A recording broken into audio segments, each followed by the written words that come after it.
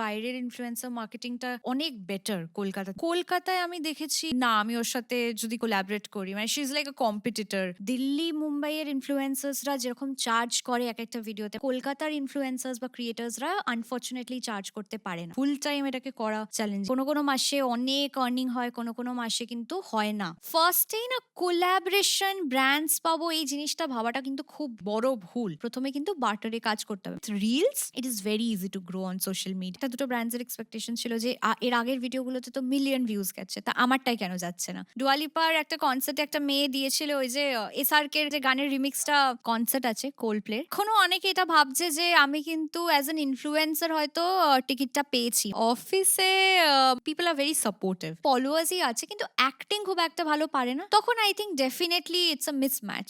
ভিডিওতে অ্যাক্টিং করা, ক্যামেরার সামনে মানে একটা সিনেমায় অ্যাক্টিং করার মধ্যে কিন্তু অনেক ডিফারেন্স আছে।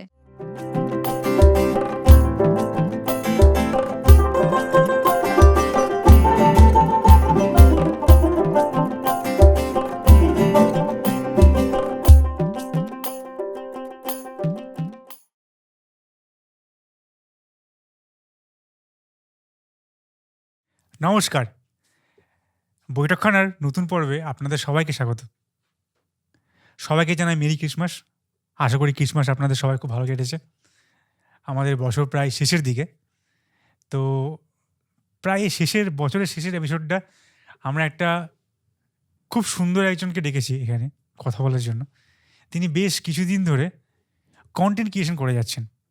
তো আমাদের এখানে আমাদের বৈঠকখানাতে এর আগে অনেক কন্টেন্ট ক্রিয়েটর এসেছে, তিনিও তাদের মধ্যে একজন।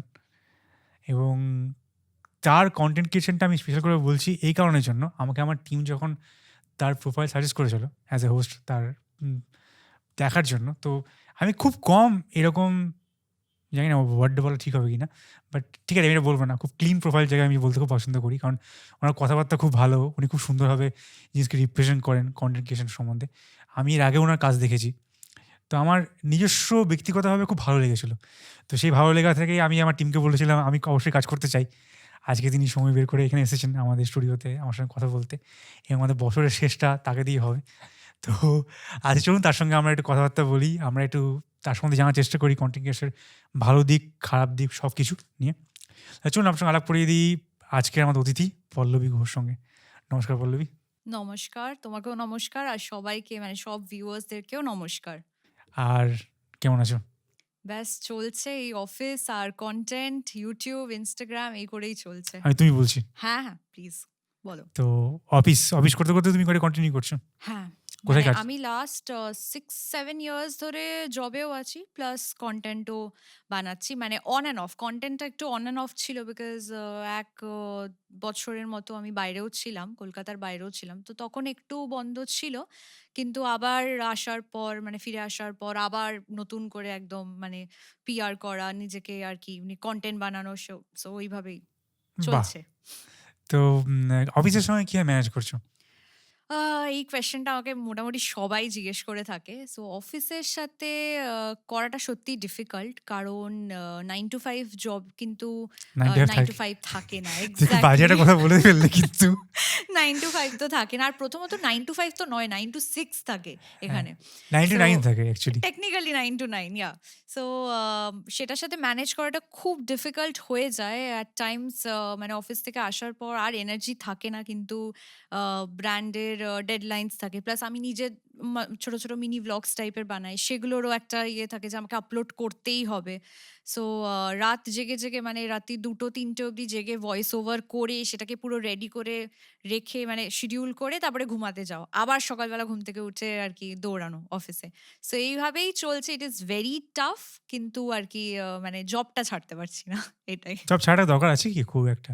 আম আমার মনে হয় যে আমি যদি এটা ফুল টাইম করতে পারতাম, মানে হুম, ইউটিউব, ইনস্টাগ্রাম দুটোই, তাহলে হয়তো আরো তাড়াতাড়ি গ্রোথটা হতো, যেটা অনেকের ক্ষেত্রেই হয়। হুম, কারণ হুম, হুম। মানে যেদিনকে আমি অফিস যাচ্ছি সেদিন তো আমি কিছু ক্রিয়েট করতে পারছি না নতুন। কিন্তু যারা ফুল টাইম এই কন্টেন্টের ইসেই আছে, তারা কিন্তু এভরি ডে কিছু না কিছু শুট করছে। মানে আজকে আমি বাড়িতে বসে আছি, কিছু করার নেই, একটা একটা get ready with me shoot করে নিই, বা একটু বাইরের বাইরের কোনো মার্কেটে গিয়ে কিছু কলকাতার কোনো আইকনিক জায়গায় গিয়ে কিছু শুট করে নিই। সো সেগুলো করতে পারছে। কিন্তু আমার সেই লিমিটেশনসটা থাকে যে আমাকে এই টাইমের মধ্যে এই জিনিসগুলো করতে হবে, এই টাইমের মধ্যে এই জিনিসগুলো করতে হবে। সো আই থিংক মানে ফুল টাইম করতে পারলে আরো অনেক তাড়াতাড়ি গ্রো করতে পারতাম। এটাই। কিন্তু একটা মাস গেলে যে টাকা আসছে সেটা বন্ধ হয়ে যাবে। হ্যাঁ। অনেক কিছু ড্রব্যাক আছে অনেক কিছু এদিকে। ড্রব্যাক আছে। আর স্পেশালি কলকাতা মানে আমি আ বাইরেও থেকে হুম। এসছি। সো আমি দেখেছি বাইরের ইনফ্লুয়েন্সার মার্কেটিংটা অনেক বেটার কলকাতা থেকে। মানে এটা স্যাড মানে খুবই দুঃখের বিষয় যে এখনো অব্দি কিন্তু কলকাতাতে আ খুব যে কনটেন্ট ক্রিয়েশন এর ব্যাপারটা উঠেছে বা ইনফ্লুয়েন্সার মার্কেটিং ব্যাপারটা উঠেছে সেটা কিন্তু নয়। দিল্লি, মুম্বাইয়ের ইনফ্লুয়েন্সার্সরা যেরকম চার্জ করে একেকটা ভিডিওতে মানে সেম রিচে আ সেখানে কিন্তু কলকাতার ইনফ্লুয়েন্সার্স বা ক্রিয়েটর্সরা আনফরচুনেটলি চার্জ করতে পারে না। মানে ব্র্যান্ডের এই একটা জিনিস আমি দেখেছি যে যখন মুম্বাই, দিল্লির ইনফ্লুয়েন্সার্সদেরকে বলছে কোনো প্রজেক্টের জন্য, তাদেরকে একটা অ্যামাউন্ট দিচ্ছে। কিন্তু যখনই সেই সেম ক্যাম্পেইনটা কলকাতায় হচ্ছে, কলকাতায় ইনফ্লুয়েন্সার্সদের সাথে হচ্ছে, বাজেটটা কিন্তু কমে যায় অনেকটা। সো এই জিনিসগুলো যতদিন না আই থিংক মানে ম্যাচ হচ্ছে বা দিল্লি, মুম্বাইয়ের মতো হচ্ছে, ততদিন আই ফিল একটু চ্যালেঞ্জিং। মানে ফুল টাইম এটাকে করা চ্যালেঞ্জিং। কারণ কোনো মাসে অনেক আর্নিং হয়, কোনো মাসে কিন্তু হয় না। সো এই মানে ব্যালেন্স আউট করাটা খুব ডিফিকাল্ট। বাট করছে অনেকে কিন্তু ফুল টাইমও করছে এখানেও। না, আমাদের সঙ্গে কাজ করে অনেকজন আছে যারা ফুল টাইম করছে। হ্যাঁ, তো এক্সাক্টলি। এটা কি ব্র্যান্ড থেকে স্পেসিফিক ভেবে নেয় যে কলকাতায় আছে বলে এর মানে থাকার ইয়েস, ইয়েস, খরচা কম, তাই কম টাকা পে করি? ইয়েস, একদম তাই। মানে যখন মানে সেম এজেন্সি কিন্তু আমার সাথেই এটা হুম। হয়েছে যে আমার মুম্বাইতে আ একজন ফ্রেন্ড আছে সেও ইনফ্লুয়েন্সার। তারও সেই সময় অ্যারাউন্ড 55 1000 মতো ফলোয়ার্স ছিল ইনস্টাগ্রামে। আমারও ওরকমই ছিল ফলোয়ার্স। কিন্তু সেম ক্যাম্পেইনটা ও হুম। করেছে, আমিও করেছি। তো আমরা জাস্ট ডিসকাস করছিলাম কিরকম বাজেট আছে, কি আছে। তো ও যখন আমাকে বলল এই বাজেট, আমাকে তো এই কমার্শিয়াল দিয়েছে। মানে আই ওয়াজ কত সারপ্রাইজড। পার্সেন্ট বেশি? অনেক পার্সেন্ট মানে আমি বলব ডাবল, বাপরে! ডাবল এর থেকেও বেশি। সো আ আ এরকম মানে ডিফারেন্স। জাস্ট বিকজ আমরা কলকাতার ইনফ্লুয়েন্সার্স তো ওরা ভেবেই নেয় যে কলকাতার কস্ট অফ লিভিং এগুলো সব কম। মানে অনেক কম টাকায় আরকি লোক পাওয়া যায়। এটা একটা মানে ধারণা হয়ে গেছে। এটা খুবই মানে দুঃখের বিষয়। কিন্তু বাইরে কিন্তু এই জিনিসটা নেই। বাইরে কিন্তু ওদেরকে ভালো বাজেটেই জিনিসটা করাচ্ছে। সো এই প্যারিটিটা এখনো মানে প্রবলেম এটা একটা। কিন্তু সেম ব্র্যান্ড তো যখন কলকাতায় জিনিস বিক্রি করছেন, আপনারা তো দামটা কমিয়ে দিচ্ছেন না। সেটা এক্সাক্টলি। তো অদ্ভুত ব্যাপার। এক্সাক্টলি। আর সারপ্রাইজিংলি এরকমও হয় যে আ বা আমাদের হয়তো অনেক সময় এটাও হতে পারে যে আমাদের রিচটা হয়তো অনেক বেশি ওদের হুম, থেকেও। সেটাও হয়। হুম। কিন্তু তাও ওই লোকেশন ওয়াইজ আরকি প্রাইসিংটা থেকেই যায়। খুব আনফরচুনেট বাট এটা আছে লোকেশন এখনো। থেকে মনে পড়লো, তুমি একটা ব্র্যান্ড নিয়ে বললে। তো থামাচ্ছি, সরি। হ্যাঁ। তো আমি বাইরের মধ্যে দেখি, যেটা নিয়ে আমি নিজে ফেসও করেছি। তোমার মুখ থেকে শুনতে চাইবো। বাইরে দেখেছি যারা দিল্লি, মুম্বাইয়ে যারা ইনফ্লুয়েন্সার বা যেকোনো ধরনের কনটেন্ট ক্রিয়েটর, হুম, শুধু ইনফ্লুয়েন্সার বলছি না। হুম, তারা বিভিন্নভাবে তারা নিজেদের মধ্যে কোলাব করে এবং গ্রো করে। হুম। কলকাতায় নেই বললেই চলে। একদম ঠিক। কেন, এটা কেন? জানি না মানে এটা আমিও নোটিস করেছি যে বাইরের ইনফ্লুয়েন্সার্সরা নিজেদের মধ্যে কোল্যাব করে সুন্দর মানে শপিং ভিডিওস বানাচ্ছে মার্কেটে ডিফারেন্ট মার্কেট এক্সপ্লোর করছে সরোজিনী হয়ে গেল হুম। মুম্বাইয়ের কোনো মার্কেট হয়ে গেল দুজন মিলে কিন্তু একসাথে কোলাবরেট করছে করে দেখাচ্ছে যে things you can buy from this market রিচটা অনেক বেশি দুজনের হচ্ছে রিচটা আসছে। এক্স্যাক্টলি কিন্তু কলকাতায় আমি দেখেছি একটা না মানে কম্পিটিশনের একটা ব্যাপার হয়ে যায় যে না আমি ওর সাথে যদি কোলাবরেট করি মানে she is like a competitor to me এই জিনিসটা আছে এটা আমিও ফেস করেছি আমিও দেখেছি মানে আমি পার্সোনালিও অনেককেই বলেছিলাম যে লেটস কোলাবরেট এন্ড অল কিছু কিছু জনের সাথে কোলাবরেট করেওছি কিন্তু অনেকেরই না এই মাইন্ডসেটটা থাকে যে না মানে she is a competitor she is not someone যার সাথে আমি কোল্যাব করে ভিডিও বানিয়ে মানে দুজনের অ্যাকচুয়ালি এটাতে দুজনেরই ইয়ে হয় বিকজ আমার অডিয়েন্সরাও ওর ব্যাপারে জানতে পারবে ওকে ফলো করতে পারে ওর অডিয়েন্সরাও কিন্তু আমাকে মানে জানতে পারবে আর আমাকে ফলো করবে সো এটা মিউচুয়াল আন্ডারস্ট্যান্ডিং এ হয় কিন্তু এটা একদম ঠিক মানে আমিও খুব একটা দেখিনি যদিও মানে স্পেশালি আমি যেই হুম। টাইপের কনটেন্ট বানাই সেখানে অতটা হয় না কিন্তু আমি দেখেছি যারা কমেডি ইনফ্লুয়েন্সার্স আছে তারা কিন্তু এই জিনিসটা খুব মানে ইউটিলাইজ করছে। তারা কিন্তু খুব হুম, কোল্যাব করে। মানে একজন ফেমাস আর একজন হয়তো সবে শুরু করছে কিন্তু তার সাথে কোল্যাবরেট করে তাকে কিন্তু হেল্প করে যাতে সে তাড়াতাড়ি হুম, গ্রো হুম, করতে হুম। পারে। এই জিনিসটা কিন্তু আমি কমেডি ইনফ্লুয়েন্সার্সদের মধ্যে অনেক দেখেছি। কিন্তু স্যাডলি মানে লাইফস্টাইল ফ্যাশনের মধ্যে সেই জিনিসটা খুব একটা নেই। মানে সবার একটা ইন্ডিভিজুয়াল পার্সোনালিটি আছে। সো সেটাকেই আর কি বজায় রাখতে চায়। মানে অন্যর সাথে কোল্যাব করে করবো এই জিনিসটা খুব একটা আমি এখন অব্দি তো আমি দেখিনি একদমই। এটা চেঞ্জ হওয়া ভালো। যেমন ধরে নাও কথার কথা, তুমি আজকে আমাদের বৈঠকখানা আড্ডা এসেছে। তো চোরকাটার অনেক অডিয়েন্স থাকতে পারে যারা তোমাকে চেনে না। হুম, তারা হয়তো আবার ক্লিক করবে। আবার তোমার একদম, অডিয়েন্সটা হয়তো আমাকে চেনে না। আমাদের শোটাকে জানে না। তারা হয়তো একদম, ক্লিক করবে। একদম, তো লাভ তো দুজনেরই এখানে। একদম তাই। তো এইটা এটা ঠিকই বললে। আরেকটা জিনিস তুমি যেটা গ্রুপ বললে না, মানে আমি আরো একটা জিনিস দেখেছি যারা কোলাব করছে, এটা আমি হয়তো ভুল হতে পারি। আমি দেখেছি যখন কোলাবটা করে না এখানে, কলকাতাতে খুব বেশি মাত্রায় এই জিনিসটা আছে। একটা ছোট, ছোট, ছোট, ছোট গ্রুপ আছে, মিনি গ্রুপ। তোমার তো দেখে মনে হচ্ছে ৪ জন কোলাব করছে। কিন্তু সেই ৪ জনই শুধু কোলাব করছে নিজেদের মধ্যে। একটা গ্রুপের হুম, মধ্যে, সার্কেলের হুম, মধ্যে। মানে হুম, ধরে হুম, নাও তোমার সঙ্গে আমার কোনো লিঙ্কই নেই। আজকে আমি হুম, কথা বলছি। হুম, তোমার স্টাইল আলাদা। হুম, আমি একজন সিনেমার পরিচালক, তুমি হুম, একজন লাইফস্টাইল ব্লগিং করো। আমাদের আজ পর্যন্ত ইন্টারেকশন হয়নি। হুম, এবার ধরে নাও কালকে আমি তোমাকে একটা মিউজিক ভিডিও অফার করলাম। তো এটা হোল ডিফারেন্ট জনরা। হুম, এবার তার সঙ্গে যদি কাজটা চোরকাটাতে হয়, দেন হুম, চোরকাটার অলসো অডিয়েন্স। আমার কিছু অডিয়েন্স, চোরকাটার কিছু অডিয়েন্স, তোমার অডিয়েন্স, ৩ টে মিনিট অডিয়েন্স হবে। হুম, দিস ইজ অ্যাকচুয়ালি কোলাবোরেশন, যেখানে কেউ রাইট, কাউকে চেনে না। রাইট, কিন্তু যদি কোলাবোরেশনটা এরকম হয় যে আমি চোরকাটার সঙ্গে কাজ করছি, এটা কিন্তু কোলাবোরেশন নয়। হুম, কারণ অলরেডি আমরা এই গ্রুপটা তৈরি করে ফেলেছি। হুম, একটা টাইম ছিল যখন শুরু করেছিলাম। রাইট, আমরা অনেকজন মিলে এসেছিলাম, হুম, আমাদের এখানে হুম, টিমে কাজ করছে। তো আমরা এটা কোলাবোরেশন করতাম বলতে পারি। হুম, এখন হুম, এটা কোলাবোরেশন বলা যায় না। কারণ আমরা প্রায় ১ বছর পর কাজ করছি হুম, একসঙ্গে। হুম, তো আমাদের যারা বন্ধু-বান্ধব বা আমাদের যারা অডিয়েন্স, তারা অলরেডি এটা দেখে নিয়েছে। আর কিছু করার নেই। হুম, এবার আমাকে যদি গ্রো করতে হয়, হুম, দেন কোলাবটা কখন হবে? আমি যেন আরো নতুন লোকের সাথে কাজ করব। রাইট, একদম। আমি এটা বাংলার মধ্যে দেখেছি, আমি ভুলও হতে পারি হুম, এটাই। হুম, যারা কোলাবোরেশন করছে বলছে, হুম, ৪-৫ টা লোক বলছে, ওই ৪-৫ টা লোকের মধ্যেই কোলাবোরেশন করছে। হ্যাঁ। ওর বাইরে কিন্তু যাচ্ছে না, না। এটা ঠিক। এটা একদম ঠিক। মানে আ বা এই জিনিসটা আছে। নেটওয়ার্কিং কিন্তু কলকাতায় মারাত্মক একটা ইম্পোর্টেন্ট জিনিস। এটা আমিও স্পেশালি এখন obviously জিনিসগুলো একটু চেঞ্জ হয়েছে। আমি যখন শুরু করেছিলাম তখন কিন্তু এই জিনিসটা খুব ছিল। মানে আমি যদি আজকে একটা কোলাবোরেশন পাই কোনো ব্র্যান্ডের থেকে আর ব্র্যান্ড যদি বলে যে আমার আরো ৫ টা ইনফ্লুয়েন্সার্স লাগবে, তোমার মতনই ইনফ্লুয়েন্সার্স লাগবে।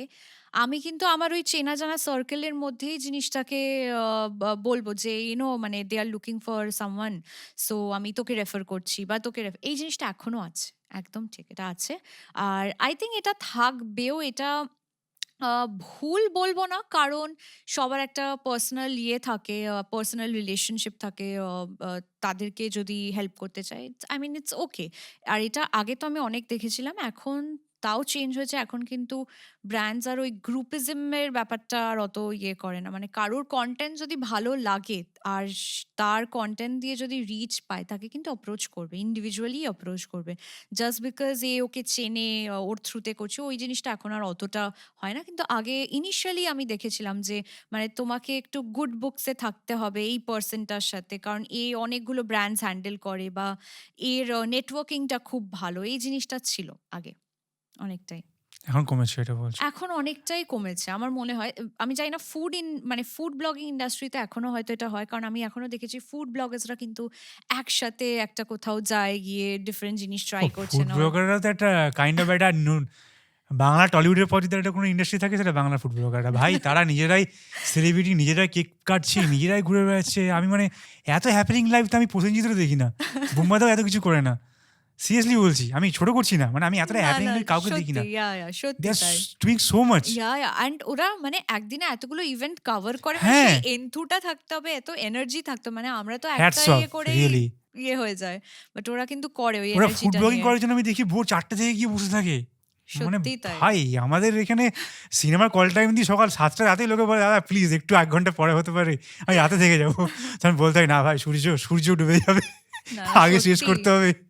ফুড ব্লগার্সরা মানে খুবই মানে এন্থু নিয়ে কাজ করে, আমিও বলবো। একদম তাই। আমিও দেখেছি মানে কিছু একটা মানে ভাইরাল কনটেন্ট হতে পারে, ওরা সবার আগেই যাবে ওখানে কভার করতে, which is I think good, because ওদের জন্য অনেক কিছু জানতেও পারি, এটা ঠিক কথা। মানে হুম, আমিও কিন্তু খুব একটা আ ইয়ে দেখি না যে আ বা কোথায় কি নতুন খুলছে, কোথায় কি ইয়ে করছে। কিন্তু যখন কেউ আমাকে বলে যে এই নতুন কোথাও যাবো, আমি কিন্তু সার্চ করি ওই মানে চেনা জানা ফুড হুম। ব্লগার্স দের ভিডিও দেখে, দেখে সার্চ করি যে নতুন কি বেরিয়েছে। সো হেল্পফুল, খুব হেল্প করে। গুড জব ফুড ব্লগাররা। তো আ ব্র্যান্ড নিয়ে বলছিলে, brand collaboration, hmm, brand promotion. তো এটা কিভাবে আসে? মানে ধরুন আমি যদি প্রশ্নটা এভাবে রাখি, এই প্রশ্নটা আমি আগেও অনেকজনকে করেছি। তোমার এটা জানতে চাইবো। একটা ব্র্যান্ড একজন সোশ্যাল মিডিয়া ইনফ্লুয়েন্সার হুম, বা একটা YouTube, social media whatever content, basically content creator বলছি আমি। হুম, যার কাছে ফলোয়ার্স আছে, সাবস্ক্রাইবার আছে। একটা ব্র্যান্ড একজনকে কিভাবে অ্যাপ্রোচ করে বা যদি ব্র্যান্ড অ্যাপ্রোচ না করে, তাহলে কেউ কিভাবে নিজে থেকে অ্যাপ্রোচ করবে? আর ডিলটা হওয়ার পর টাকা পয়সা কখন আসে? হুম, বা বার্টার কোলাবোরেশন কতদিন করতে হয়? হুম। ১ম থেকে মানে একটা ব্যাপারটা যদি তুমি একটু বুঝিয়ে বলো। হ্যাঁ, একদম। এটা আই থিংক অনেকেই কোয়েশ্চেন করে। আমি এই কোয়েশ্চেনটা অনেকবারই পেয়েছি যে কোলাবরেশন কিভাবে পাওয়া যায়? সো আমি না সাজেস্ট করব যারা স্পেশালি নতুন কনটেন্ট ক্রিয়েটরস আছে তাদেরকে এটা সাজেস্ট করব যে ফার্স্ট এই না কোলাবরেশন ব্র্যান্ডস পাবো এই জিনিসটা ভাবাটা কিন্তু খুব মানে বড় ভুল। কারণ আমি যখন শুরু করেছিলাম আমি বলছি আমার জার্নিটা কিভাবে আমি স্টার্ট করেছিলাম। আমি স্টার্ট করেছিলাম হচ্ছে নরমাল ছবি পোস্ট করা দিয়ে। আমি Myntra থেকে প্রচুর শপিং করতাম। আর তখন না Myntra স্টুডিও বলে একটা সেকশন ছিল Myntra অ্যাপটাতে। সো সেখানে আমি যা Myntra থেকে কিনতাম সেগুলোকে স্টাইল করতাম। করে সেগুলো পোস্ট করতে থাকতাম। আর আম আর রিভিউ লিখতাম যে জামাটা ভালো, এইভাবে স্টাইল করতে পারো। আ সো উইদিন 1 মান্থ আমাকে ওদের মার্কেটিং টিম থেকে কল করেছিল। আম কল করে বলেছিল যে, "এই যে তুমি এরকম আ পোস্ট করো Myntra স্টুডিওতে। সো আমরা যদি তোমাকে জামাকাপড় পাঠাই বা প্রোডাক্টস পাঠাই, ব্যাগ এগুলো তুমি কি স্টাইল করে এগুলো সুন্দর করে পোস্ট করতে পারবে?" So I was like, "yeah of course" আর ওটা মানে তখন ছিল 2016 ব্র্যান্ড তখন থেকে ফোন করছে। ব্র্যান্ড থেকে ফোন করছে আর Myntra মানে তখনও একটা বড় ব্র্যান্ড হুম। ছিল। যদিও এখনের মতো অত বড় না বাট ইট ওয়াজ না কোয়াইট এখন বিগ। অভ্যস্ত হয়ে পড়েছি। তখন একটা হ্যাঁ, একটা ফোন। Myntra মানে আমাকে কল করছে এরকম মার্কেটিং টিম থেকে। So I was like yes absolutely আমি খুব ইন্টারেস্টেড। তো আমাকে ওরা উইদিন 1 উইক একটা ফিলার ব্যাগ পাঠিয়েছিল।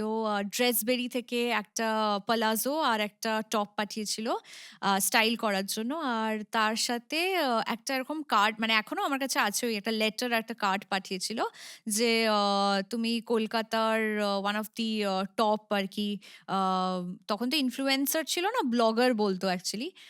যে আমাদের ব্যাপারে এরকম পোস্ট আ করো আর তোমার স্টাইলিং সেন্স এগুলো ভালো লাগে।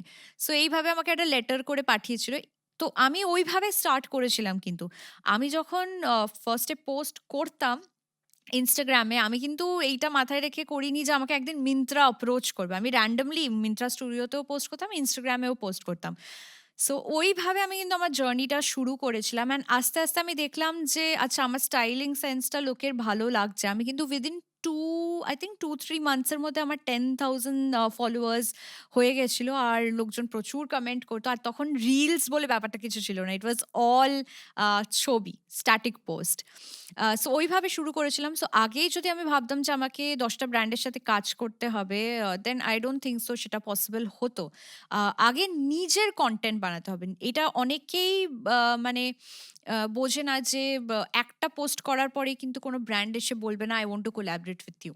তোমাকে মিনিমাম হয়তো ১৫ টা থেকে ২০ টা কনটেন্ট পোস্ট করতে হবে আগে।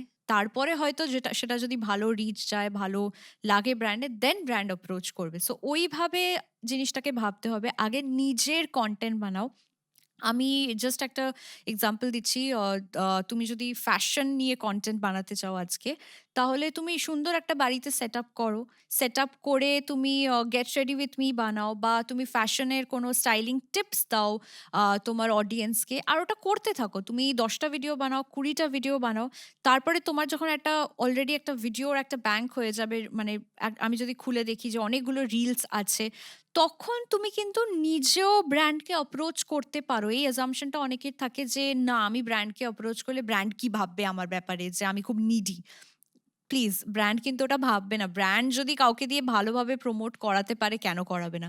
সো ওরকম ২০টা ভালো কনটেন্ট দেওয়ার পর যদি তোমার মনে হয় যে এবার you can go head and approach a brand, please approach করো। তুমি দেখো তোমার নিশে ক্রিয়েটার্সরা মেজরলি কোন ব্র্যান্ডের সাথে কাজ করছে, তাদেরকে অ্যাপ্রোচ করো। আমি আগেই বলবো না যে তুমি বিশাল বড় বড় ব্র্যান্ডসকে গিয়ে অ্যাপ্রোচ করো, তুমি ছোট থেকে স্টার্ট করো, হোম গ্রোন ব্র্যান্ডসগুলো দিয়ে স্টার্ট করো।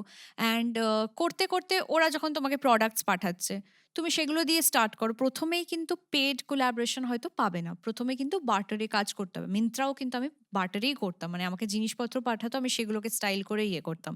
So it was barter. So বার্টারে আই থিঙ্ক ফার্স্ট মানে যখন তুমি উঠছো সেই সময় করাটা ইজ অ্যাবসলিউটলি ফাইন। আমি বলব না যে প্রথমেই ব্র্যান্ডকে বলো আমাকে এত টাকা দিতে হবে। They will not pay you. So সেখানে তুমি একটা ব্র্যান্ডের সাথে যখন কাজ করলে তাদেরকে বেস্ট অফ বেস্ট ওয়ার্ক দিলে ওরা কিন্তু নেক্সট টাইমও ঘুরে আবার যখন ওদের কোনো প্রমোশন থাকবে তখন বলবে। ফর এক্সাম্পল আমি বাজার কলকাতার সাথে প্রায় ৮ থেকে ৯ বার আই থিংক কাজ করেছি। More than that I guess. So ওদের পয়লা বৈশাখ ক্যাম্পেইন করেছি, দুর্গাপুজো ক্যাম্পেইন করেছি, উইন্টার ক্যাম্পেইন করেছি, তোমার দিওয়ালি ক্যাম্পেইন করেছি। সো যখনই কিছু না কিছু হয় ওরা কিন্তু অ্যাপ্রোচ করে আর প্রত্যেকবারই কিন্তু ওটা করতে থাকে। সো সিমিলারলি তুমি যদি ভালো কনটেন্ট বানাও ডেফিনিটলি ওই ব্র্যান্ডটাই দেখবে ঘুরে ফিরে তোমাকে আরো ১০টা কাজ দিচ্ছে। আর যখন অন্য ব্র্যান্ডসরা দেখবে যে তোমার পেজে এরকম এত ভালো কনটেন্ট আছে, অন্য ব্র্যান্ডসের সাথে আছে, তারাও কিন্তু তোমাকে অ্যাপ্রোচ করবে। বাট তুমিও করতে পারো। মানে দের ইজ নাথিং লাইক ইয়ে যে আমি অ্যাপ্রোচ করতে পারবো না। ব্র্যান্ড হয়তো ভাবে আমি খুব নিডি, আমার কাজ দরকার। ওরকম না, ইটস ওকে। তোমার কাজ দরকার তো দরকার। So it's okay. So I think that's how it works. আর পেমেন্টের যেটা জিজ্ঞেস করলে যে পেমেন্ট টার্মস কি থাকে, যদি পেড কোলাবরেশন হয় তাহলে মিনিমাম 30 ডেজ থাকে, 30, 60, 90 ডেজও থাকে। আবার অ্যাট টাইমস যদি তুমি ওই জায়গায় চলে যাও, যেমন আমি এখন অ্যাডভান্স পেমেন্ট নিই, মানে 50% advance payment and 50% right after posting. এবার রাইট আফটার পোস্টিংটা ওটা 30 দিনও হতে পারে, 60 ডেজও হতে পারে, 90 ডেজও হতে পারে। আগেন আরেকটা জিনিস আছে, it depends on the agency as well. তুমি কোন এজেন্সির সাথে কাজ করছো বা ব্র্যান্ডের সাথে কাজ করছো তার উপরেও ডিপেন্ড করছে। কারণ কিছু কিছু ব্র্যান্ডসের বা এজেন্সির টার্মই থাকে যে ওরা পুরো পেমেন্টটাই 30 ডেজ পর দেবে বা 60 ডেজ পর দেবে। সো এইটা তোমাকে আগে ডিসকাস করে নিতে হবে। ওরা যখন মেল করবে, মেলেই না লেখা থাকে যে পেমেন্ট টার্মস কত হবে, মানে 50% অ্যাডভান্স হবে। অনেকে আবার অনেক ব্র্যান্ডস আছে যারা কিন্তু 100% পেমেন্টও অ্যাডভান্সে দেয়। লিমিটেড ব্র্যান্ডস বাট আছে। সো আই থিঙ্ক এইভাবেই মানে কেউ একটা মানে স্টার্ট করতে পারে। আর আম এখন তো আমি বলব with reels it is very easy to grow on social media. মানে অনেকেই বলে খুব ডিফিকাল্ট অ্যান্ড অল। আমার তো পার্সোনালি মনে হয় না খুব ডিফিকাল্ট। তুমি যদি লেগে থাকতে পারো, কন্টিনিউয়াসলি তুমি যদি ২-৩ মাসও কন্টিনিউয়াস বেসিসে ভিডিও দিতে পারো, ভালো কনটেন্ট দিতে পারো, তুমি এমনিই গ্রো করবে। No one can stop you. হ্যাঁ, আর মানে এরকম না যে তুমি রিপিটেটিভ কনটেন্ট দেবে। ৩ মাস পর তোমাকে কিন্তু কনটেন্টে দেখতে হবে যে এটা ভালো কাজ করছে, এটা কাজ করছে না। যেটা ভালো কাজ করছে সেটা করতে থাকো। So that's how it is. এটা কিন্তু খুব সুন্দর আইডিয়া দিলে তুমি, যে ৩ মাস ধরে কাজ করার। কারণ ইদার অনেকে ১ সপ্তাহ পরেই ভাবে চেঞ্জ করে নিই, দেখে নিই। একদম তাই। খুব ওটা তাড়াতাড়ি ডিমোটিভেটেড হুম। হয়ে যায় লোকজন। এটা কিন্তু মানে আমিও অবজার্ভ করেছি যে রিচ আসছে না, রিচ আসছে না, রিচ আসছে না বলে ছেড়ে দিল। সেটা করলে রিচ হবে না। কিন্তু কখন কোনটা হবে এটা কিন্তু কেউ বলতে পারে না। একদম তাই, একদম তাই। মানে there are videos যেখানে আমি ভাবিও নি হয়তো মানে আমি আমার একটা হুম, এক্সাম্পল দিচ্ছি। আমার ২ টো পেজ আছে। হুম, একটা বাংলায় আছে, একটা ইংলিশ হিন্দিতে আছে। ইংলিশ হিন্দিটাই আমার মেইন পেজটা। হুম, আর বাংলাটা কিন্তু রিলেটিভলি নতুন। হুম। হার্ডলি আমার ওটাতে ১৫০ টা কনটেন্ট আছে। সেটাতে আমার ৫,০০০ মতো মানে ফলোয়ার্স আছে Instagram এ। এবার আমি সেম ভিডিওটা কলাব বলে একটা বুটিক আছে, সেই বুটিকের একটা ভিডিও। সেই সেম ভিডিওটা আমি আমার মেইন পেজে দিয়েছিলাম। কোলাবরেশনটা আমার মেইন পেজের জন্যই ছিল কিন্তু। হুম। ওটাতে আমার মনে হয় ৩ লাখ মতো ভিউজ এসছিল। আর সেম বুটিকের ভিডিওটা আমি আমার ওই বাংলা পেজটায় দিয়েছিলাম। সেটাতে অলমোস্ট 2 মিলিয়ন ভিউজ এসছিল। অথচ ওদের ফলোয়ার্স কম। অথচ কিন্তু ফলোয়ার্স অনেকটাই কম। কিন্তু কেন এসছিল? আমার যেটা মনে হয় কারণ ওটা বাংলা কনটেন্ট আর ওটা পুজোর আগে একটা মানে ব্লাউজের বুটিক, খুব হয়তো নামকরা সবাই ব্লাউজের। দেখছিল। এক্সাক্টলি। আর যেহেতু আমি ওটা ইংলিশ আর হিন্দিতে হুম, দিয়েছিলাম, অনেকেই হয়তো রেজোনেট করতে হুম। পারেনি। কিন্তু সেম ভিডিওটাই বাংলাতে কিন্তু খুব ভালো পারফর্ম করেছে। So it depends. মানে এটা এটা আমি ফেস করি। অনেক ব্র্যান্ডসরা এরকম আছে যারা যখন অ্যাপ্রোচ করে তখন আমার মিলিয়ন, মিলিয়ন ভিউজ দেখে অ্যাপ্রোচ করছে। তো ওদের ওই এক্সপেকটেশনটা থাকে আমার ভিডিওতেও কিন্তু এরকম মিলিয়ন ভিউজ চাই বা আসবে। আমি তাদেরকে আগেই বলে দিই, প্লিজ ওই এক্সপেকটেশনটা রেখে কিন্তু কোলাবোরেশনটা করা উচিত না। আমি চেষ্টা করব আমার 100% দিতে। মোর দ্যান দ্যাট ও চেষ্টা করব। কিন্তু সেটাতে যে 1 মিলিয়ন আসবে, 2 মিলিয়ন আসবে, কি 1,00,000 ভিউজ আসবে, কি 50,000 ভিউজ আসবে সেটা কিন্তু আমি প্রমিস করতে পারব না। কারণ ইট ডিপেন্ডস। কনটেন্টটার উপরেও ডিপেন্ড করছে, কি প্রোডাক্ট দেখাচ্ছি সেটার উপরেও ডিপেন্ড করছে। সো এই জিনিসটা আমি একদম ক্লিয়ার করে দিই। কারণ এটা আমার সাথে হয়েছে যে কিছু ব্র্যান্ডস এর এক্সপেকটেশন, মানে ১ টা ২ টো ব্র্যান্ডস এর এক্সপেকটেশন ছিল যে এর আগের ভিডিওগুলোতে তো মিলিয়ন ভিউজ গেছে। তা আমারটাই কেন যাচ্ছে না? সো আমি এখন ওটা আগে থেকেই ক্লিয়ার করে দিই যে এই এক্সপেকটেশনটা নিয়ে কিন্তু কাজ করলে হবে না। হ্যাঁ, আর আচ্ছা ব্র্যান্ড ধরে না যে প্রশ্নটা করলে এটা সিলি প্রশ্ন হতে পারে তোমার জন্য। ধরে নাও 1 মিলিয়ন তোমার ভিউ চলছে টানা। এবার তোমার ব্র্যান্ড অ্যাপ্রোচ করলো। হুম, হঠাৎ করে তোমার ভিউটা ডাউন করে গেল ওই একটা ভিডিওতেই। হুম। তখন ব্র্যান্ড কিভাবে তোমাকে কি বলে তখন? আ এটা আমি ফেস করেছি। আগের ভিডিওটায় হয়তো মিলিয়ন ভিউজ আছে। তার হুম, আগেরগুলোও হয়তো অনেক হুম, ভিউজ আছে। কিন্তু আনফরচুনেটলি সেই ভিডিওটায় হয়তো আম 40,000 হুম, 50,000 এরকম ভিউজ এসছে। তো তখন ব্র্যান্ড বলেছে যে, "আগের ভিডিওটাতে তো তোমার এত ভিউজ ছিল। এটাতে কেন আসছে না?" তখন আমি ক্লিয়ারলি এটাই বলি যে, সি ফার্স্ট অফ অল কোনটায় ভিউজ আসবে সেটা কিন্তু অ্যাজ আ কনটেন্ট ক্রিয়েটর আমাদের বলা খুব ডিফিকাল্ট। হুম। আমাদের মানে আমরা চেষ্টা করব যে এটাকে একদম 1000% মানে বেটার ভাবেই প্রেজেন্ট করার। আর আরেকটা জিনিসও আমি যেটা বলি সেটা হচ্ছে যে এইটাতেও যদি মিলিয়ন ভিউজ আসতো সেটাতে আমারও তো লাভ হচ্ছে না। আমিও ফলোয়ার্স গেইন করছি কিন্তু একটা মিলিয়ন ভিউজ। সো আমিও চেষ্টা করব যে সবকটাই মিলিয়ন ভিউজ যাক।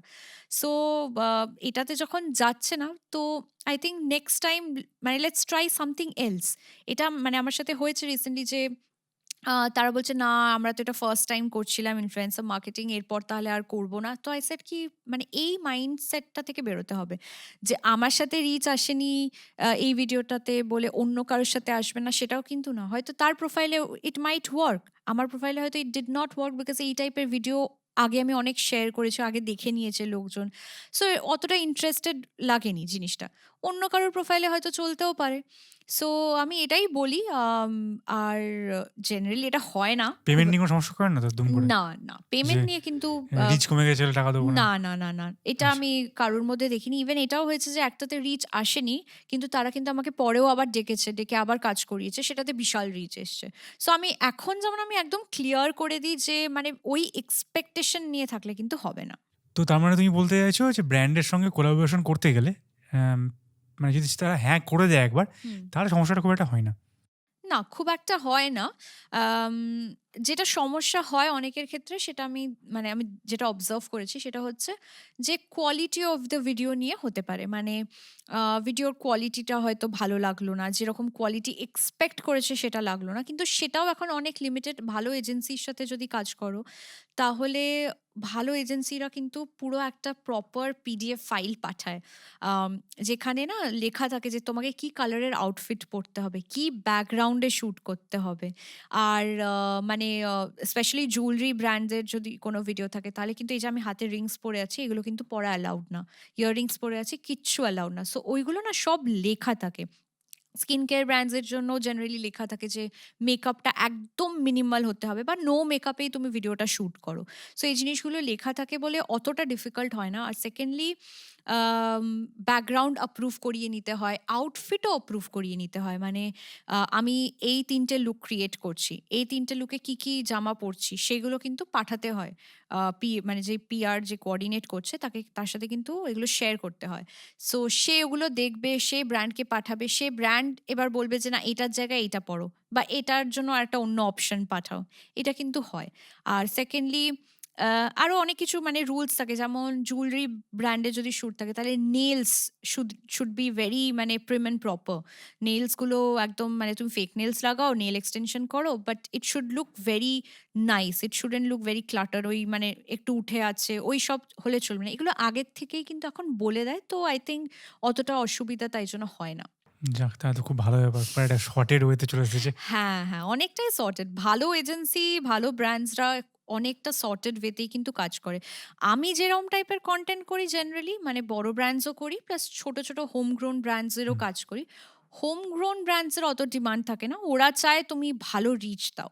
মানে ওদের যদি শপের প্রমোশন হয় তাহলে ওদের শপে এটলিস্ট তোমার ভিডিও দেখে ১০ জন এসে কিছু মানে ১০ জনকে এটলিস্ট এসে কিছু কিনতে হবে। এরকম একটা মাইন্ডসেট থাকে which is I think okay. মানে hmm, this are small hmm, brands তো ওদের ওই এক্সপেকটেশনটা থাকে। বড় ব্র্যান্ডের কিন্তু আবার এক্সপেকটেশন কমপ্লিটলি ডিফারেন্ট। ওরা চায় একদম professionally shot hi-fi quality video যেটাতে ওরা নিজেরাও অ্যাডস রান করতে পারবে। এটাই কিন্তু ওদের গোল থাকে জেনারেলি। ওরা কিন্তু মানে অবভিয়াসলি আমি যদি আজকে আ সেনকোর সাথে মানে যেমন কাজ করেছি।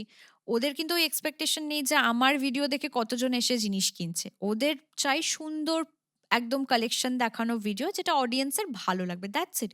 ওরা তো ট্র্যাকও করতে পারবে না, না হুম। আমার ভিডিও দেখে কজন গেছে? কজন গেছে। কিন্তু ছোট্ট, ছোট্ট যে মানে লোকাল যে স্টোরস গুলো হয় তারা কিন্তু তাও ট্র্যাক করতে পারে। মানে কেউ এসে আমার ভিডিও দেখিয়ে বলল, "এই জিনিসটা আমি দেখেছিলাম ওর হুম, ভিডিওতে। এই হুম। জিনিসটা এভেইলেবল আছে কিনা?" সো এভাবে ট্র্যাক করতে পারে। কিন্তু বড় ব্র্যান্ডসরা মানে ওদের গোলস পুরোপুরি আলাদা আর ছোট ব্র্যান্ডসদের গোলস কিন্তু পুরোপুরি আলাদা থাকে জেনারেলি। আচ্ছা তুমি তো বললে তুমি অফিসে কাজ করছো। তোমার এত ফলোয়ার্স, এত কিছু কাজ করছো। অফিসে তোমার সেলিব্রিটি স্ট্যাটাস কেমন?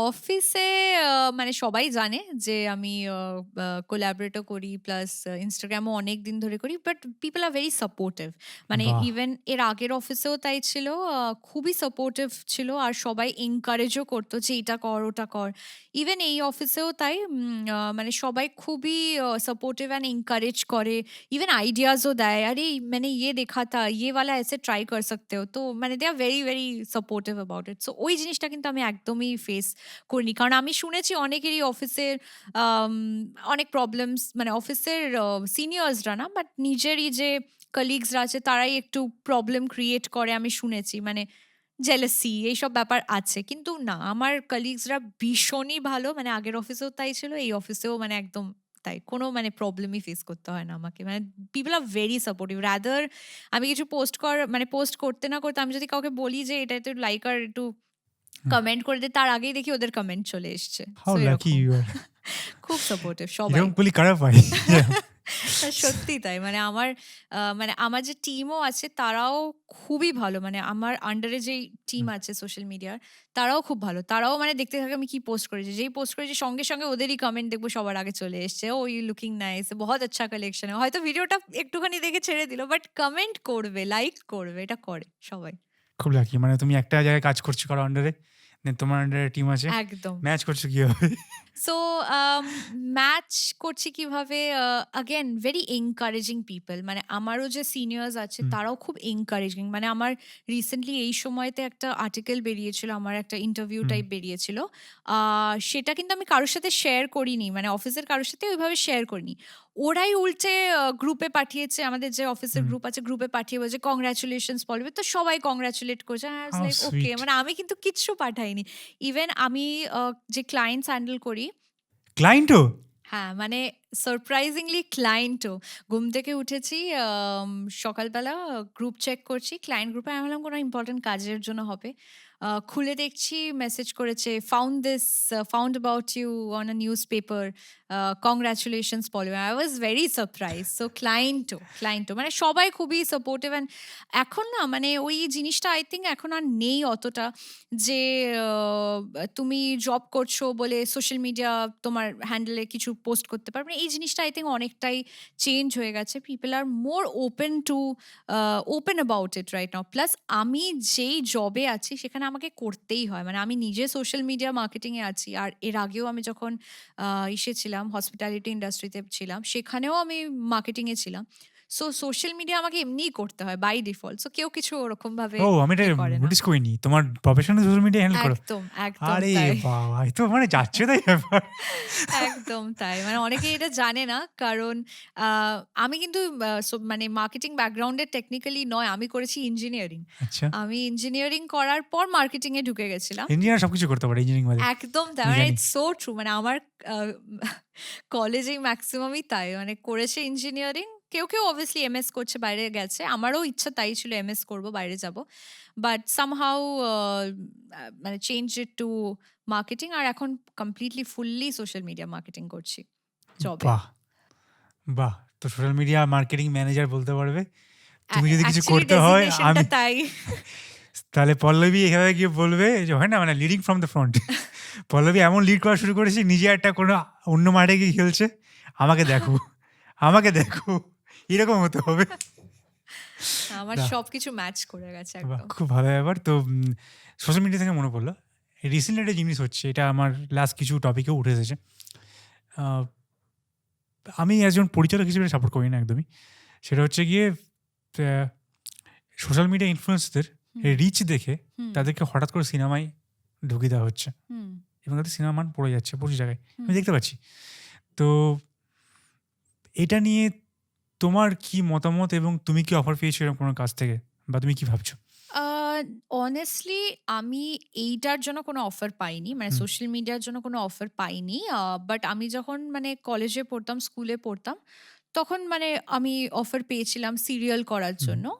বাংলা সিরিয়ালের জন্য। বাট মানে আমার ওটা পার্সোনালি হুম, কোনোদিনও হুম, ইন্টারেস্ট হুম, এরিয়া ছিল না। আর হুম। আমি মনে হয় না আমি অ্যাক্টিং করতে পারবো। সো আমি কোনোদিনও এই লাইনে ট্রাইও করে দেখিনি। বাট আমি পেয়েছিলাম অফার। আ এখন যেটা আমিও নোটিস করেছি যে যাদের ফলোয়ার্স আছে, অনেক বেশি ফলোয়ার্স আছে, তাদেরকে নেওয়া হচ্ছে মুভিজে। এবার আমার পার্সোনালি যেটা মনে হয় সেটা হচ্ছে যে আ শুধু ফলোয়ার্স দেখে নেওয়াটা কিন্তু ভুল। ডেফিনিটলি ভুল। কারণ as an actor or actress you should know how to act. সেটা কিন্তু সবথেকে বেশি ইম্পোর্টেন্ট। সো কারোর যদি মানে বা সাম লাখ ফলোয়ার্স থাকে আর সে যদি অ্যাক্টিংও পারে, সে যদি কোনো মুভিতে চান্স পায়, ভালো ব্যাপার। একদম। একদম মানে হুম, সেটা অ্যাকচুয়ালি ভালো। কারণ তার ফলোয়ার্সও আছে, মানে উইন-উইন সিচুয়েশন। আর সেকেন্ডলি সে ভালো অ্যাক্টিংও পারে। কিন্তু এরকম যদি হয় যে তার শুধু ফলোয়ার্সই আছে কিন্তু অ্যাক্টিং খুব একটা ভালো পারে না, তখন I think definitely it's a mismatch. অন্যদেরকেও চান্স দেওয়া উচিত যারা অ্যাকচুয়ালি অ্যাক্টিং করতে পারে আর অ্যাক্টিং এ ইন্টারেস্ট আছে। মানে ইন্টারেস্টটা তো বড় ব্যাপার না?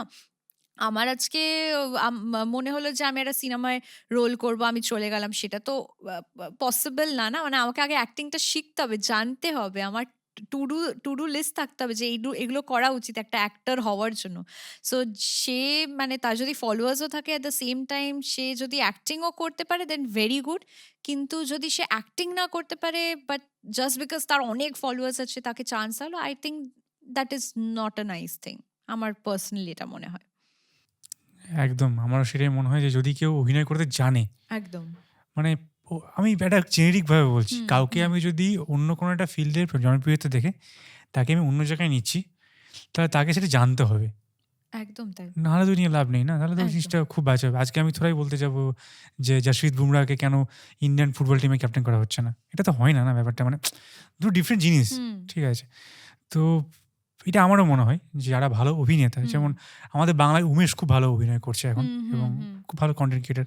তো আমি চাইবো উমেশ খুব ভালো কাজ করুক, হুম, আরো অনেক হুম। শর্ট ফিল্মও রাইট, করছে। And he is funny also. মানে যেইভাবে ভিডিওগুলো করে সেগুলো কিন্তু মানে দেখতে বেশ এন্টারটেইনিং আমার তো লাগে। মনে হয় বাংলায় ইউটিউবে যত কনটেন্ট ক্রিয়েটর এসেছে এতে, ট্যালেন্ট ওয়াইজ অভিনয় থেকে শুরু করে কনটেন্ট সবকিছু মিলিয়ে উমেশকে আমি টপ পজিশনের মধ্যে রাখি। খুব ঠিক আছে? খুবই ফানি ভিডিওস বানায়। মানে সবকিছু পারে। মানে ফানি ভিডিওস একদম, করছে, একদম। মানে অভিনয় করছে। রিলেটেবল কনটেন্ট গুলো। হ্যাঁ, তো ও অভিনয়টা পারে। হ্যাঁ, একদম এবার তাতে তাই। কি হচ্ছে ওকে অভিনয় কালকে যদি আমি যতটা কনফিডেন্টলি আমি হুম, একজন পরিচালক হিসেবে আমি উমেশকে একটা স্ক্রিপ্ট আমি হুম, শোনাবো যতটা হুম, ইজিলি।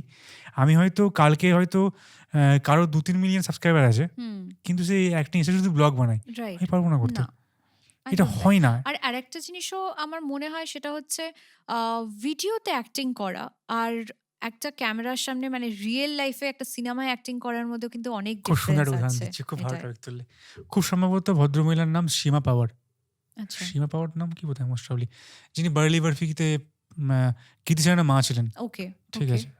বোধহয় সীমা পাওয়ারই নাম বোধহয় মোস্ট প্রবাবলি। হ্যাঁ, প্রবাবলি মোস্ট ইয়েস। প্রবাবলি। তো উনার সঙ্গে একটা পডকাস্টে এই সেম টপিকে কথা হচ্ছিল। আচ্ছা। তুমি যে পয়েন্টটা বললে এই হ্যাঁ, পয়েন্টটাই হ্যাঁ। উনাকে জিজ্ঞেস করেছে। তুমি যেমন কথাটা বললে হুম, প্রশ্নটা হুম, করেছে হুম। উনাকে। তো উনি ওখানে বলছিলেন যে আমি জিসটা বলছি হুম, এক্সাক্ট লাইনটা হুম, নয় যে হুম। সীমা পাওয়ার একটা মানে এতদিন ধরে অভিনয় করছেন। রাইট, অনেক। লেজেন্ড তো ছেড়েই দাও, ওনার এক্সপেরিয়েন্সটা ধরো।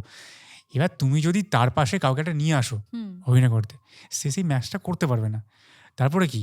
সে একটা খুব জেনুইন একটা পয়েন্ট বলল যে আমি যখন সে যখন এসেছে সে বলছে হ্যালো গাইজ, শুরু করলাম আজকে পয়েন্ট, ভালো লাগে না কমেন্ট কেটে দিলাম, বা হয়তো আমি কাট বলে দিলাম, অন্য কাট বলে দিচ্ছি, এখানে তো হচ্ছে না, একদম তাই। কাটটা বলছে অন্য কেউ, অন্য কেউ। সে বুঝতে পারছে না আমি কি করবো এবার দাঁড়িয়ে, ঠিক আছে?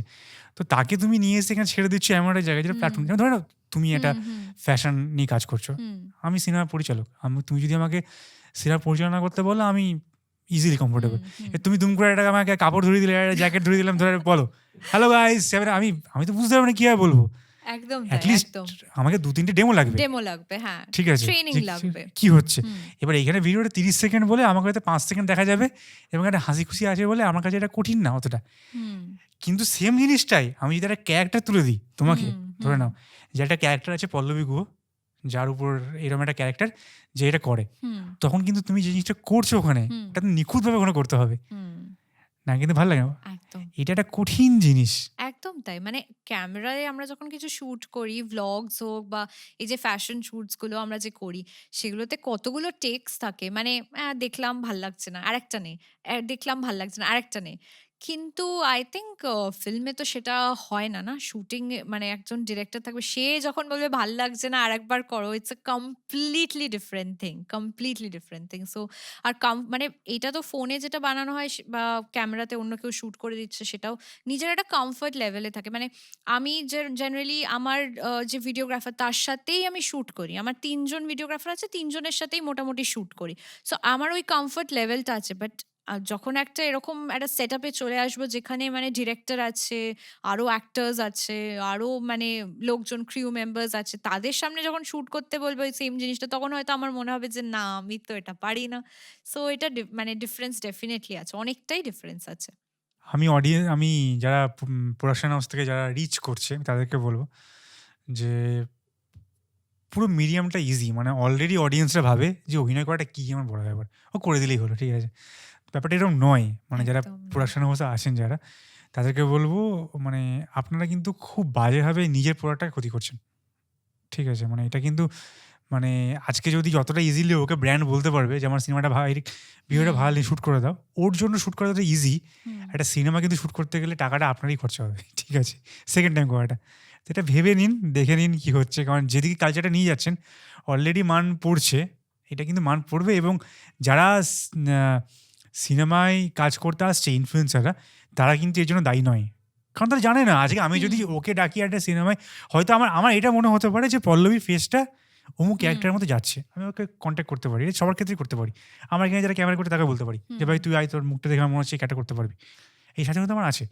কিন্তু আমি যদি পল্লবীকে এটা ভেবে কাজ দিই যে ওর সোশ্যাল মিডিয়া ইনফ্লুয়েন্সার আছে, হয়তো আমি দিচ্ছি সেলফি চোখও দিচ্ছি কালকের উল্টা, তাহলে এটা কিন্তু আমার দায়িত্ব ও যেন কালকে গিয়ে যখন বাকি যে অ্যাক্টারগুলো আছে ওকে আমি এতটা ট্রেন করে নিয়ে যাই, ও যেন ওর সঙ্গে খাপ খাওয়াতে পারে, নাহলে কী হবে, বাকিরা বিরক্ত হবে, আরও ভয় পাবে। তো একটা শ্রেণী থাকবে যারা ট্রেন অ্যাক্টার, তারা বিরক্ত হবে, তারা ভাববে ওকে ডেকে এনেছে কেন। আর যাকে আপনারা ডেকে এনেছেন সে হচ্ছে একটা ইনফ্লুয়েন্সার, জানে না, সে চলে এসেছে, সে তো খুশি ক্যামেরা সে সিনেমা করতে পারছে, এবার সে ভয় পাবে। এবারে ভয় আর বিরক্তি দুটোকে আপনি মিক্স করতে পারবেন না।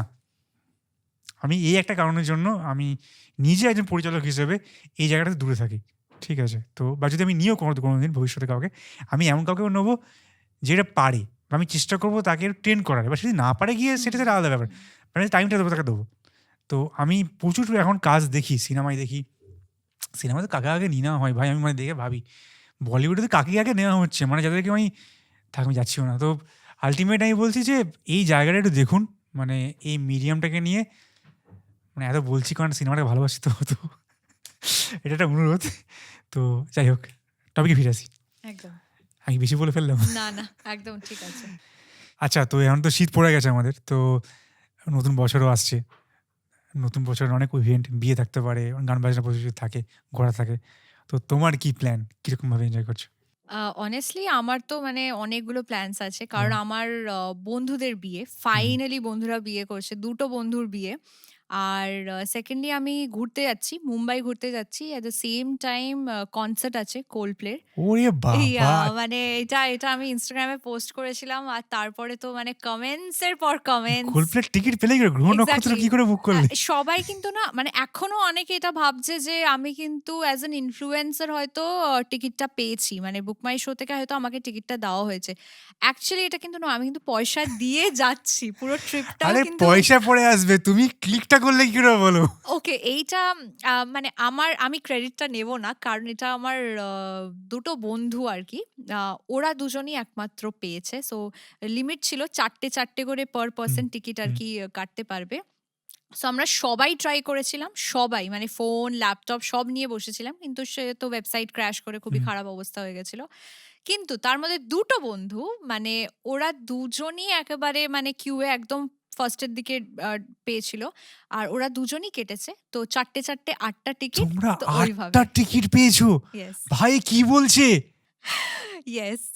আর মানে honestly এটার পরে আমাকে অনেকেই কমেন্ট করে জিজ্ঞেস করেছে, "কি করে পসিবল হলো? কি করে? ওরা কি এমন ইউজ তোমরা করেছিল যেটা পেয়েছে?" কোন মন্দিরে পুজো দিয়েছিলে? অনেস্টলি বলবো আমি কোনো জায়গায় পুজো দিইনি। আমার বন্ধুরা হয়তো ম্যানিফেস্ট করছিল। আমিও ম্যানিফেস্ট করছিলাম। আমার কাছে ট্রিপটাও খুব ইম্পোর্টেন্ট।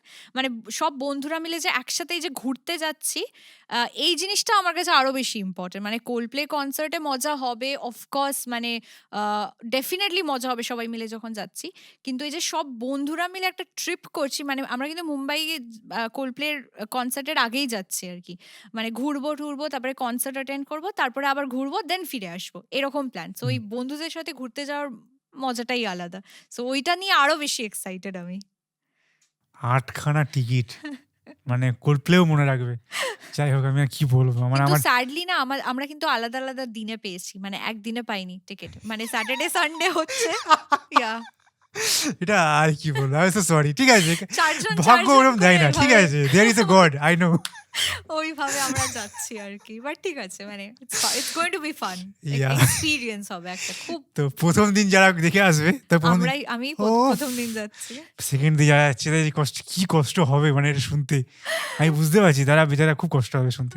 আমরা ওইভাবেই মানে ৪ জন ফার্স্ট ডে আর ৪ জন পরের দিন। মানে স্যাটারডে ৪ জন, সানডে ৪ জন এইভাবেই আমরা যাচ্ছি। আচ্ছা। থাকছি সবকিছুই একসাথে। হুম। জাস্ট ওই মানে কনসার্টটা দুটো আলাদা দিনে। কারণ একসাথে টিকিট পাইনি। একই দিনে হয়নি জিনিসটা। বাট স্টিল মানে এই যে পেয়েছি এটাই অনেক বড় ব্যাপার। অনেক বড় ব্যাপার। সত্যি কতটা তাই। বড় ব্যাপার যারা পায়নি তাদেরকে জিজ্ঞেস করো। আমি জানি আমার কিছু ফ্রেন্ডসরা মানে আমাকে লিটারালি টেক্সট করে বলে, "তুই দে আমাকে। আমি তোকে টাকা দিচ্ছি, এক্সট্রা টাকা দিচ্ছি। তুই আমাকে দে।" আমি বললাম, "না, অফ কোর্স না।" অনেকগুলো কনটেন্ট হয়ে যাবে তখন। সেটাও হবে। ট্রু দ্যাট সেটাও হবে। সবদিকে কনটেন্ট ঠিক একদম। আছে। মানে আমি তো অলরেডি লিস্ট বানিয়ে রেখেছি কি কনটেন্ট মানে ওখানে শুট করতে হয়। কারণ এই মুম্বাইতে এমনিতেই এটা শপিং হাব। ওগুলোর কনটেন্ট তো থাকবেই। প্লাস কনসার্টের কনটেন্ট প্লাস বন্ধুদের সাথে ভ্লগস মানে আলাদাই। মানে পুরো প্ল্যান সর্ট করা আছে আমার একেবারে। একটু ক্রিস কাকাকে হাই বলে এসো গিয়ে। কাকা গিয়ে একটা ব্লগ তুমি I hello, I wish hello friend. I আমার সঙ্গে wish ক্রিস কাকা আছে এখানে। তাহলে তো মানে রাতারাতি আই থিংক মানে কোথায় যে ফলোয়ার্স চলে যাবে আই ডোন্ট নো। মানে ইভেন আমি এই দেখছিলাম ডুয়া লিপার একটা কনসার্টে একটা হ্যাঁ, মেয়ে দিয়েছিল ওই যে এসআরকে এর হুম, বেসিক্যালি ওই রিমিক্সটা যে হুম। গানের রিমিক্সটা হয়েছিল। বাচ্চা। হ্যাঁ, তো সেটা তো ও এসে করেছে কনসার্টটা। আর একটা মেয়ে ওটা রেকর্ড করেছে। মানে রেকর্ডটাও মেয়েটা কনটেন্ট দারুণ করে। ক্রিয়েটরটা খুব সুন্দর করে হুম। করেছে। আমি দেখলাম কত 35 না 40 মিলিয়ন ভিউজ ওই ভিডিওটাতে। ও ডিসেম্বরের তারপরে ডিসেম্বরের one of the most hottest exactly. Content. আর আ ওইটার পরে মানে she even commented on her post something like that. সেইটা ধোয়ালিপা? নিয়ে আবার আরেকটা ধোয়ালি হ্যাঁ, কমেন্ট করেছে? হ্যাঁ, হ্যাঁ, হ্যাঁ। ওয়াও! সেটা নিয়েও আবার আরেকটা রিল দিয়েছে। সেটা তো ওরকম মিলিয়ন মানে হিউজ ব্যাস। ভিউজ হিউজ মানে ইভেন্টে গিয়ে ওর ইভেন্ট হয়ে গেল। পুরো। ঠিক আছে। আমি বুঝতে পারছি পরের বার আমরা আর এখানে পডকাস্টে ডাকতে পারবো না। পল্লবী দেখবো ক্রিস কাকার সঙ্গে বসে হয়তো কোনো একটা পডকাস্টে বসে আছেন। আই যাই হোক, উইশ। ক্রিস কাকাকে আমাদের তরফ থেকে একটা হাই বলে দিও। সিউর। বলে ওদেরকে ওনাকে আমরা বৈঠকখানায় আমার ডাকছি। তো মানে অলরেডি বন্ধুরা যারা মানে হিউজ ফ্যান, হুম, হিউজ হুম। তারা তো অলরেডি বলেছে যে আমরা কিন্তু কাঁদবো। ঠিক আছে? মানে বি প্রিপেয়ার্ড আমরা কিন্তু কাঁদবো কাঁদবো। মানে রেডি হয়ে আছে একদম রেডি হয়ে আছে। মানে ইমোশন থেকে আসে। ইমো মানে ওরা এতটাই কোল্ডপ্লের মানে এত বড় ফ্যান যে ওরা মানে এটা ভাবতেই পারছে না যে কনসার্টের টিকিট পাওয়া গেছে। and ওরা লাইক আগের থেকেই প্রিপেয়ার্ড হয়ে গেছে যে ডেফিনেটলি কাঁদবে এরকম। আমরাও ক্রিস কাকার সঙ্গে বসে একদিন এখানে একটা পডকাস্ট করবো, বৈঠকখানার আড্ডাতে ডেফিনেটলি করবো ডেফিনেটলি ম্যানিফেস্ট একদম। ম্যানিফেস্ট এখন থেকে করতে ম্যানিফেস্ট হবে। করছি ক্রিস কাকাকে নিয়ে আমরা একটা সুন্দর একটা কাজ করবো, ক্রিস কাকা গানও গাইবে আমাদের সিনেমায়, একটা ফিচার ফিল্ম বানাবো, হবে হবে একদিন নিশ্চয় হবে, আপনার সঙ্গে থাকুন, হবে। তো আমি তো হাসছি না, আমি সত্যি বলছি। বললাম তো ম্যানিফেস্ট একদম।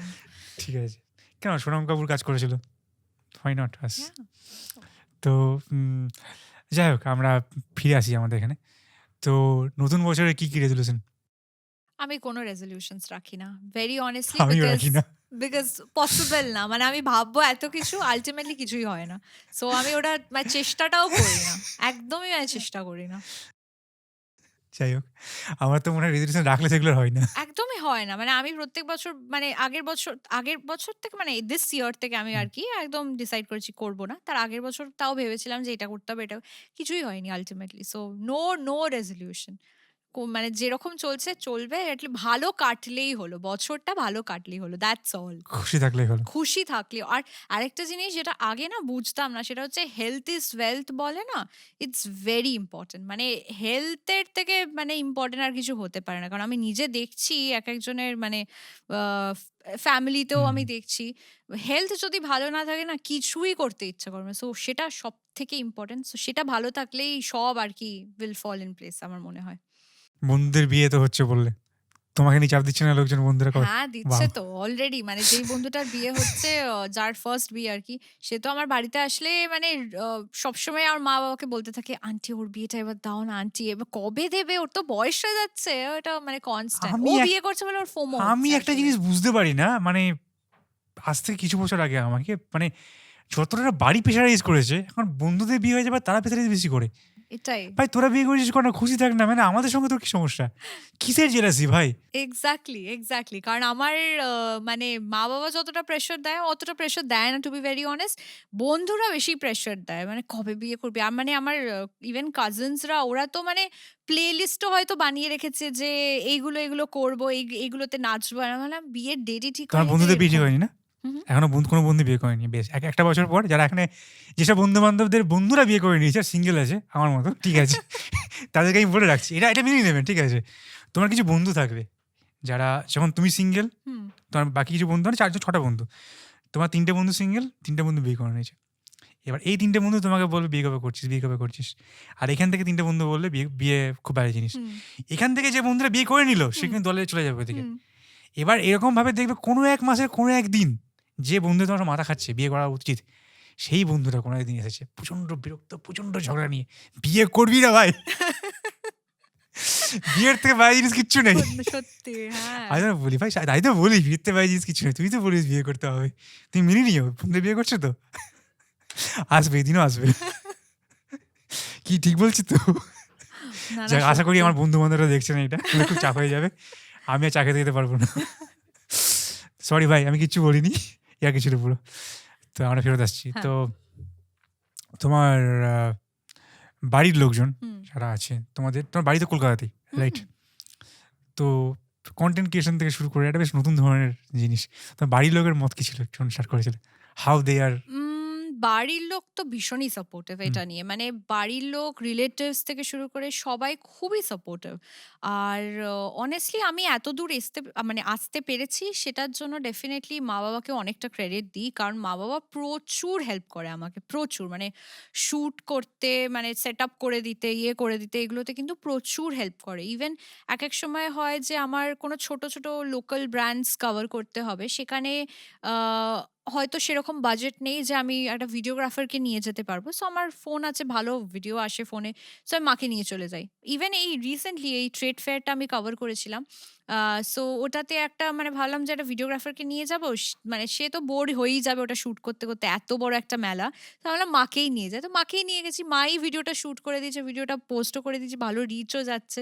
সো মানে they are very supportive about it. কিন্তু একটা জিনিস যেটা আছে সেটা হচ্ছে মানে এখনো যখন আমি বলি যে ভাবছি এবার চাকরিটা ছেড়ে দিই, এটাই ফুললি কন্টিনিউ, তখন দে লাইক না না চাকরিটা কিন্তু ছাড়িস না, এই একটা মানে প্রবলেম আছে। কিন্তু এখন তাও বোঝে যে মানে শুধু এটা দিয়েও মানে হয় না যে তা না, অনেকেই করছে ডিফিকাল্ট বাট করছে। সো এখন অতটা কিছু বলে না, বাট প্রথমটা চাকরি ছাড়িস না কিন্তু এইটা ছিল। বাট আদারওয়াইজ ভেরি সাপোর্টিভ, খুব supportive, you are lucky, supportive বাবা মা, সাপোর্টিভ খুব বন্ধু, সাপোর্টিভ। Supportive colleague. ভাই এরকম লাইফ কার হয় ভাই? কোনো কোনো না, নজর কোনোদিনও লাগাবো না, নজর মানে লাগাবো না। টাচ উড না, না, ওরকম কোনো অসুবিধা হয় না। খুব ভালো, এরকম ভালো থাকো, খুশি থাকো। আচ্ছা, তুমি যদি দর্শকদের কিছু বলতে চাও, তুমি বলতে পারো। সো বেসিক্যালি আমি যেটা বলতে চাই, আমি এটা বলতে চাই কারণ আমি এই কোয়েশ্চেনটা অনেক বেশি পাই। সেটা হচ্ছে যে ফুল টাইম কনটেন্ট ক্রিয়েশনটা কি করা উচিত নাকি চাকরি করা উচিত? এটা নিয়ে অনেকেরই একটা প্রশ্ন থাকে। হুম, আমি বলব যে ফুল টাইম কনটেন্ট ক্রিয়েশন তুমি নিতে পারো, ডেফিনিটলি নিতে পারো। কিন্তু তার আগে না তোমার প্রোফাইলটাকে এমন বানাতে হবে যাতে তুমি সারভাইভ করতে পারবে। মানে এই নয় যে তুমি আজকে কনটেন্ট ক্রিয়েশন শুরু করলে আর উইদিন দ্য নেক্সট মানে 5 মান্থস তুমি ডিসাইড করলে যে আমি সব ছেড়ে দিয়ে শুধু এটাই করব। সেটা করো না। মানে একটা অল্টারনেটিভ রাখো। আর তারপরে তুমি ডিসাইড করো। তোমার যদি মনে হয় যে এখান থেকে এতটাই ইনকাম হচ্ছে যেটা দিয়ে তুমি চালিয়ে যেতে পারবে, জবের দরকার নেই, then definitely go head with it. But তোমার যদি মনে হয় যে না, তোমার একটা জবও দরকার, একটা স্টেবল ইনকামও দরকার, because to be very honest এটা কিন্তু একটা স্টেবল ইনকাম নয়। এখান থেকে কিন্তু স্টেবল ইনকাম হয় না। কোনো মাসে দেখবে কোনো কাজই নেই, তুমি নিজের কন্টেন্টই পোস্ট করে যাচ্ছ, কোনো ব্র্যান্ড কোলাবোরেশনস কিচ্ছু নেই।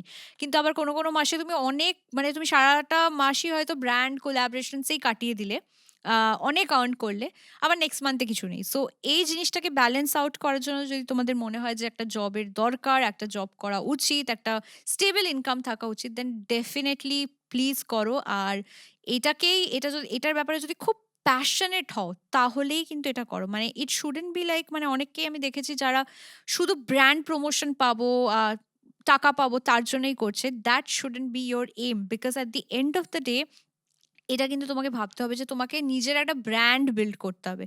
একটা প্রোফাইলে কেউ যদি অ্যাজ অ্যান অডিয়েন্স দেখে যে শুধু ব্র্যান্ডেরই প্রমোশন, মানে আজকে এর সাথে কাজ করছে, কালকে ওর সাথে কাজ করছে, মানে প্রমোশনে ভরিয়ে দিয়েছে, দেন অবভিয়াসলি সে কিন্তু তোমাকে ফলো সেইভাবে করবে না। হয়তো ব্র্যান্ড ভালো তোমাকে অনেক কাজ দেবে, সেটা কিন্তু ফ্যাক্ট।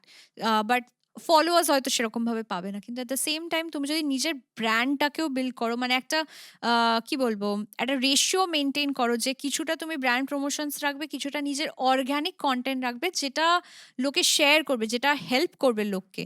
সো ডেফিনেটলি গ্রোথটা কিন্তু খুব তাড়াতাড়ি হবে। আর again it is up to you guys যে তোমরা ফুল টাইম এটাকে করতে চাও নাকি দুটো নিয়ে একসাথে ব্যালেন্স আউট করতে চাও। ডিফিকাল্ট হবে, বাট আই থিঙ্ক ওটা বেটার। বাহ! খুব সুন্দর একটা মেসেজ দিলে। Thank you so much. তো আমাদের আড্ডা শেষের দিকে চলে এসেছে। তো আজকে আমরা এটা শেষ করতে বাধ্য হচ্ছি। আমরা প্রে করব তোমার নতুন বছর 2025 খুব ভালো কাটুক এবং তুমি আরও উন্নতি করো, আরও ভালো কনটেন্ট বানাও। থ্যাংক ইউ আমাকে ডাকার জন্য প্রথমত। খুবই ভালো লাগলো। এটা কিন্তু আমার ফার্স্ট এক্সপেরিয়েন্স এরকম একটা আড্ডা সেশনের। খুবই এক্সাইটেড ছিলাম আমি, আর আমার ভীষণই ভালো লাগলো, আর সবার সাথে কথা বলেও ভালো লাগলো। আর সবাইকে জানাই মেরি ক্রিসমাস আর অ্যাডভান্সে হ্যাপি নিউ ইয়ার। আমিও উইশ করছি যাতে সবার নতুন বছরটা খুব ভালো কাটুক, আর তোমাদেরকেও আমি উইশ করছি সেম জিনিসটা, আরও গ্রো করো। আমি ডেফিনেটলি মানে এই ভিডিওটা দেখার জন্য খুব এক্সাইটেড থাকবো। So yeah, thank you for coming. তো আজ শেষ করি। নমস্কার। একদম। নমস্কার। তো আজকে একটা খুব সুন্দর একটা আড্ডা হলো। তো বছর শেষের দিকে যেটা পল্লবী বলল, যারা কন্টেন্ট ক্রিয়েশনে আসতে চাইছো ব্র্যান্ড প্রমোশনের লোভে বা অন্য যে কোনো কারণ হতে পারে, তারা একটু কেয়ারফুল থাকো, যেটাও বললো। আর কন্টেন্ট ক্রিয়েশনে ভালো দিক খারাপ দিক কীভাবে করবে না করবে সব কিছু তুমি জানলে তোমরা সবাই, তো সেটা একটু দেখে নিও। আর বছর শেষ হয়ে যাচ্ছে, তো সবাইকে আমাদের তরফ থেকে অনেক ধন্যবাদ যারা আমাদের পাশে থেকেছো, সাবস্ক্রাইব করেছো বা শেয়ার করেছো। আপনাদের ভালোবাসার জন্যই আজকে আমরা একটা জায়গা পৌঁছাতে পেরেছি, কিছু একটা জায়গায়, এবং প্রার্থনা করব পরের বছরেও আপনারা আমাদের সঙ্গে থাকবেন। তাহলে আজকের মতো শেষ করছি। আর তাহলে আগামী নতুন ইংরেজি বছরে আবার আপনার সঙ্গে দেখা হবে। তো সবাই ভালো থাকবেন, সবাই আনন্দ করবেন, সুস্থ থাকবেন। নমস্কার।